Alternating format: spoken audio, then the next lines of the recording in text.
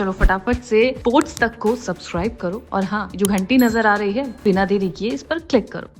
So joining me is Mr. ALAIN ZOBRIST, and he's the man who is keeping Olympics on track. Why I'm saying? Because every second matters for athletes. Is that correct? That's more than correct. So how exactly, TISO is working on, and how exactly your, brain is working behind all the scenarios for the athletes, which should be a fair result, keeping in mind all the competitive arenas of sports, to push them. How exactly, things are working out? Everything we do is for the athletes, right? They're training their entire lives for one particular moment. And everything they deserve is to work with a timekeeper that they can trust. We've been pioneers, have been working on a lot of innovations in our history, and this helped us to gain the trust of the athletes and the players. And this has been no different when we've started our collaboration with the NBA almost a decade ago. And it is thanks to that we were able to equip the various arenas in the United States with state-of-the-art technology that the players trust, that the referees trust, and then the fans trust. So how important is to have technology in place? It is very important to have technology in place because technology will be able to measure things us humans cannot see with the bare naked eye. And also in basketball, this is crucial. Even though basketball is a scoring sport, so many games are decided the very last seconds of a basketball game.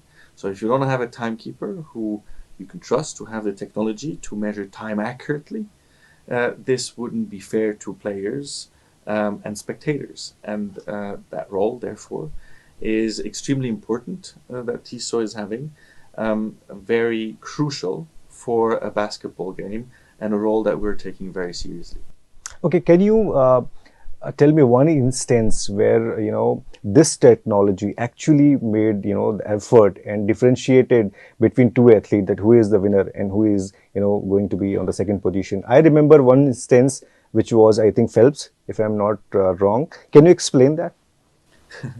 We don't have to go that far back. Okay. If you're looking at the recent Olympic Games in Paris, just a few months ago, I was coming to the Paris Olympics. The 100-meter final, yeah, in athletics, the men's final, was decided by 0.005 of a second. Noah Lyles won 0.005 of a second. This is a margin that is so small that no spectator would see that with their naked eye. So it is with advanced technology that we can see in a very detailed and accurate way who crossed the finish line first.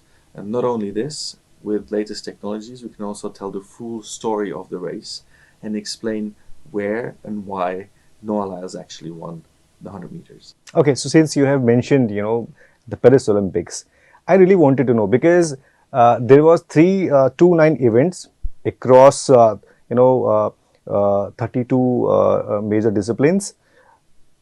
Is it a pressure for you, or is it a challenge, or it is a fun for you and for your team, to scan all the things? How exactly you and your team, works on these things? For any sports event, you need three things. You need athletes, players who compete. You need a place where they can compete, and you need a timekeeper to measure their results.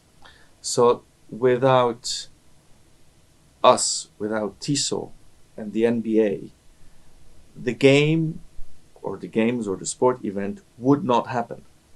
Our role is absolutely fundamental for any sports event. So this role comes with a lot of responsibility. We cannot do any mistakes. And this is how the mindset that we're having when we prepare for any kind of service delivery at any sports event, be it a basketball game or on the Olympic Games is no difference. So it takes years of preparations, it takes a lot of testing, it takes a lot of resources to innovate and bring in new technologies constantly to make sure that the athletes, when they are at their peak and performing at such a big stage, receive the best services possible. So obviously, we're always tense, always focused. The timekeeping rooms are mostly the most quiet places in any stadium, just to make sure that we deliver our services flawlessly throughout an event. And if you can also talk about the revolution of timekeeping, the technology, that we have now was not there, before a decade or, if we go back. So how exactly it is, getting better and better day by day?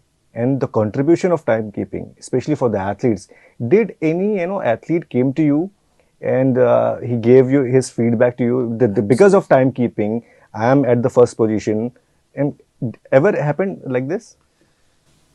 So let me start with the beginning eventually. Okay. If you're looking back to the early 40s, timekeeping was done manually with hand stopwatches. Yeah. It took about 20 years to replace human timekeeping with electronic timekeeping. And what electronic timekeeping did is removing human reaction times. So it made it fairer to athletes. What we then proceeded on doing is investing in sensor technologies to further understand how athletes got to their final results. And nowadays we're working with artificial intelligence, with computer vision to explain these athletes' performances even further and making sense of all the data that we generate. Now, innovation back to the second part of your question, innovation is done always in a team. We cannot innovate alone. And as athletes are the primary users of our technologies, they are an integrated part of the innovation process. So they're always the first ones we consult. We ask for feedbacks, and we consider those feedbacks also in our daily work when we work on innovations. But athletes are not the only ones we're asking. We're having services for media as well. Yeah, so we work very closely for broadcasters, for print media as well. So there are a lot of players with whom we work, with whom we try to provide better technologies for sports in general. So now, in this generation, we have something new which is called AI, right? So are you also working on those lines to bring in AI to help athletes to better the timekeeping? The biggest thing is timekeeping. So how exactly AI can help your task? Artificial intelligence is not really new to us. We had the first applications in operations already in 2018. And it basically does two things. It allows us to measure, together with computer vision and especially developed software along with computer vision, to analyze a biomechanical movement of an athlete.